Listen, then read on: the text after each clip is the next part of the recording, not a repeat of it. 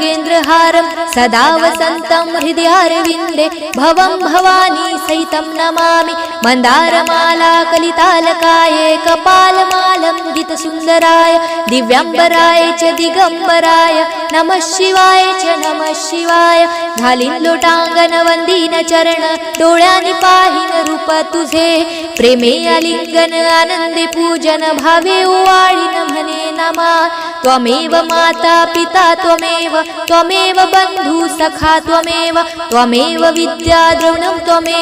त्वमेव सर्वं मम देव कायेन वाचा मनसेन्द्रियर्वा बुद्ध्यात्मना वा प्रकृति स्वभावात् करोमि यज्ञं सकलं परस्मै नारायणायति समर्पयामि अच्युतं केशवं राम नारायणं कृष्णदामोदरं वासुदेवं हरे श्रीधरं माधवं गोपिकावल्लभं जानकीनायकं रामचन्द्रं भजे हरे।